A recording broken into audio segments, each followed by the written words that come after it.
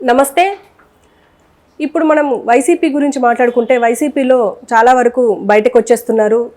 చాలా తిరుగుబాటు జరుగుతుంది అని చెప్పి వింటున్నాము. రీసెంట్గా వసంత కృష్ణప్రసాద్ గారు కూడా బయటకు వచ్చారు. అలాగే ఒక ఆరోపణ చేశారు, ఇతర పార్టీని తిడితే పర్సనల్గా తిడితేనే సీట్లు ఉంటాయి అని చెప్పేసి అన్నారు.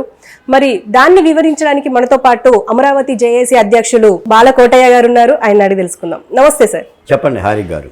సార్, ఇప్పుడు కృష్ణప్రసాద్ గారు వైసీపీ నుంచి బయటికి రావడం, అలాగే లోకేష్ని అలాగే టీడీపీ నేతల్ని తిడితేనే టికెట్లు ఉంటాయి అని చెప్పేసి అన్నారు. అంటే దీన్ని మనం ఎలా చూడొచ్చు అంటారు? ఇప్పుడు ఇలాంటి తిరుగుబాట్లు ఇంకా జనరల్గా జరుగుతూ ఉంటాయి అంటారా? మేడం గారు, కృష్ణా జిల్లాలో వసంత నాగేశ్వరరావు అని చెప్పని ఒక పెద్ద భీష్మాచార్యుడు లాంటి నాయకుడు ఉన్నాడు.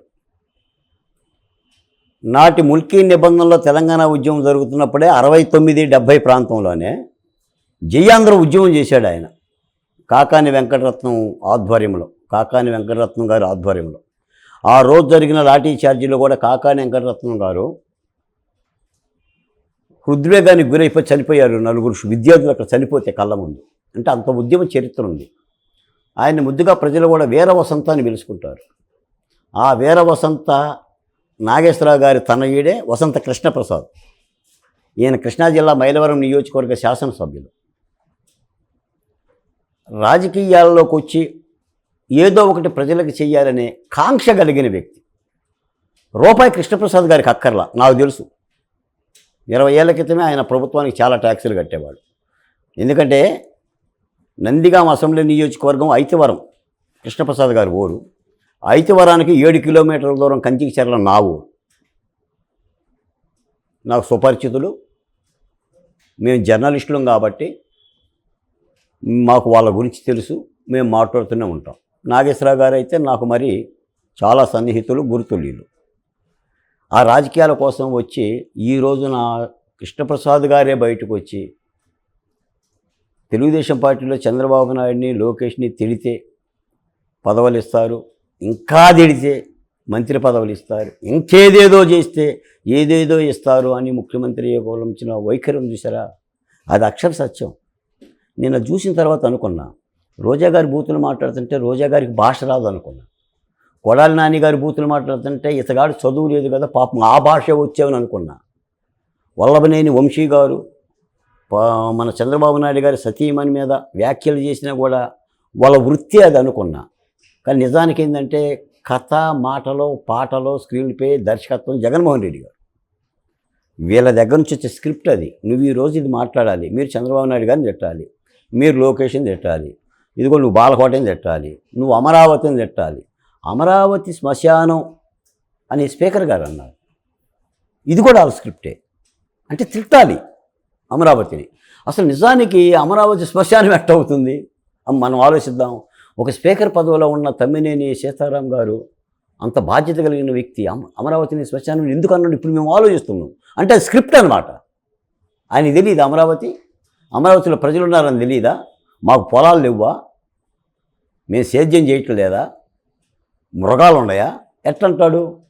బొత్స సత్యనారాయణ గారు అమరావతి ఎడారని ఎట్టన్నాడు? అంటే స్క్రిప్ట్ అనమాట అది. కాబట్టి వీళ్ళందరి చేత ఇలాగనే మాట్లాడించారని కృష్ణప్రసాద్ గారు మాట్లాడిన తర్వాత అర్థమవుతుంది.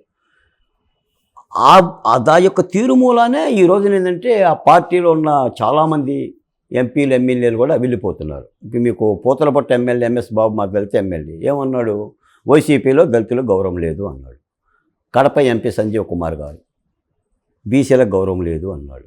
డొక్కా మాణిక్యవరప్రసాద్ గారు ముఖ్యమంత్రి గారి ఇంటర్వ్యూ ఒక 5 నిమిషాలు ఇవ్వండి అని చెప్పి అడుక్కుంటున్నాడు చేయబెట్టి. ఏముంది గౌరవం? ముఖ్యమంత్రి గారు నా ఎస్సీ, నా ఎస్టీ, నా బీసీ అంటారు. ఇదేనా అడుక్కోవటం ఇంటర్వ్యూ? లేదా ప్రత్యర్థి పార్టీల యొక్క సతీమణుల్ని శాసనసభలో రచ్చకెర్చటమా లేదా తిట్టటమా? నాకు తెలిసి మేడం, నేను చెప్తున్నాను, జగన్మోహన్ రెడ్డి గారు ముఖ్యమంత్రి అయిన 6 నెలల నుంచి మళ్ళీ ముఖ్యమంత్రి ఎలా అవ్వాలనేది ఆలోచించాడే తప్ప రాష్ట్రం గురించి ఆలోచించలే, రాష్ట్రం బాగు గురించి ఆలోచించలే. ఆ పోలవరం 72% అయింది, తగిన 30% కడదామని ఆలోచించలే. ఈ అమరావతికి ఏదో రైతులు ఇచ్చారు 7 నగరాలు అన్నాడు చంద్రబాబు నాయుడు కాదు 7 కాదు 2 అన్నా కడదామని చెప్పి ఆలోచించారు. ఆ విశాఖకు కార్మికులు అలమటిస్తున్నారు, దాన్ని కాపాడదామని ఆలోచించాలి. దళితులకు 27 రకాల సంక్షేమ పథకాలు ఉంటే ఇంకో 2 పెడదాం, లేదా 27 సమృద్ధిగా అమలు జరుపుదామని ఆలోచించాలి. మేము ఆలోచించాలి చెప్పండి. పోలీస్ స్టేషన్లో శిరోమండనాలు చేస్తే స్పందన లేదు, దళితుల ముఖాల మీద మూత్ర విసర్జన చేస్తే స్పందన లేదు, డాక్టర్ సుధాకర్ని మాస్క్ అడిగితే చంపేశారు, డాక్టర్ అచ్చెన్నను చంపేశారు, వజీరాన్ని చంపేశారు, నంద్యాల నాగమ్మ, పులివెందుల మహాలక్ష్మి, ఒంగోలు నౌకానమ్మ, అమర్నాథ్, ఇలాంటి అన్ని హత్యలు జరిగినా ఎక్కడన్నా మాట్లాడారండి.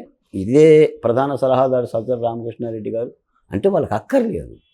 మళ్ళీ అధికారం రావాలంటే పొత్తి కడుపులో పగబెట్టుకోవాలి, కత్తులు పెట్టుకున్నట్టుగా ప్రత్యర్థి పార్టీని హననం చేయాలి.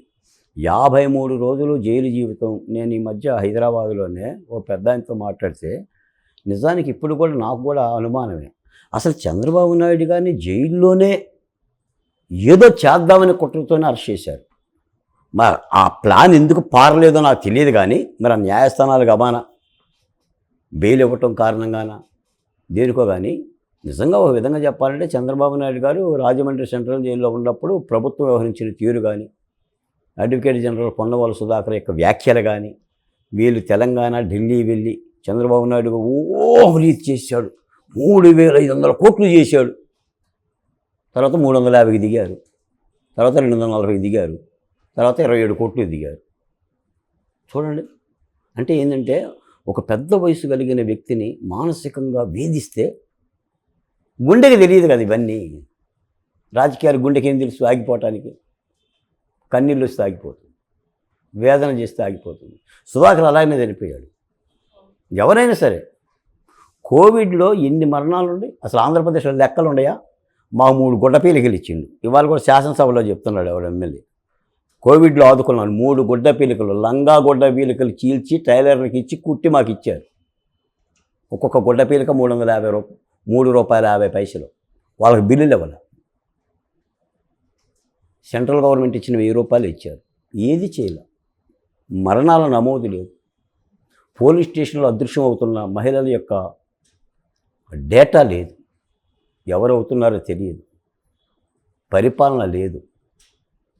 అంతా కూడా జగన్మోహన్ రెడ్డి గారి ఏలుబడిలో నడుస్తుంది. కాబట్టి 175 స్థానాలు వస్తే నాకు అనుకున్న ముఖ్యమంత్రి గారే రేపు అధికారం ఎలా కాపాడుకోవాలి. ముఖ్యమంత్రి గారు ఒక మాట అన్నారు, గుర్తుందా?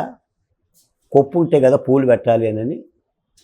మరి కొప్పు ఊడిపోతుందిగా, ఊడిపోయింది. ఒక్కొక్కరిని పిలుస్తున్నాడు, నీ కొప్పు లేదయ్యా అంటున్నాడు. ఇంకొన్ని పిలుస్తున్నాడు, వీడి కొద్ది కొప్పు ఉందిలే రారా అంటున్నాడు. అంటే ఆ పార్టీ నేను ఇది చేశా అది చేశా అనుకున్న పార్టీని అభ్యర్థులను కూడా నిలబెట్టుకోలేని పరిస్థితుల్లో ఉంది. ఆఖరి కృష్ణప్రసాద్ గారికి మైలవరం సీటు ఇస్తానని చెప్పేసి పదే చెప్పినా కూడా నాకు వద్దు మహాప్రభు అని చెప్పేసానని బయటకు వచ్చారు. వైసీపీలో విలువలు కలిగిన ఎమ్మెల్యేలు ఉండలేరు మేడం. ఒక వైసీపీనే కాదు, ఆ తరహా స్వభావం కలిగిన ఏ రాజకీయ పార్టీలో కూడా విలువలు కలిగిన రాజకీయ ప్రతినిధులు ఉండలేరు. దొంగలు ఉంటారు. అలీబాబా 40 దొంగలాగా గుర్రాల మీద స్వారీ చేసి డబ్బులు తెచ్చుకునే వాళ్ళైతే దండిగా ఉండొచ్చు ఆ పార్టీలో. అలాంటి పరిస్థితి. కాబట్టి మేము చెప్పాం, చేసుకున్నోడు చేసుకున్నంతని ఎన్నోసార్లు చెప్పాం. ఒక్క నిర్ణయాన్ని కూడా న్యాయస్థానాలు చెప్పింది, 101 సార్లు న్యాయస్థానాలు చెప్పింది. ఎక్కడ న్యాయస్థానాన్ని గౌరవించిన దాఖలాలు అక్కడ కూడా లేదు. అసలు 70 ఏళ్ల రంగనాయకంని అరెస్ట్ చేశారు, సోషల్ మీడియాలో పెట్టారని పోస్టు, అర్ధరాత్రి పూట. జర్నలిస్ట్ అంకబాబుని చొక్కా లేకుండా అరెస్ట్ చేశారు. నీ ఎంపీ రఘురామకృష్ణరాజు గారిని అరికాళ్ళ మీద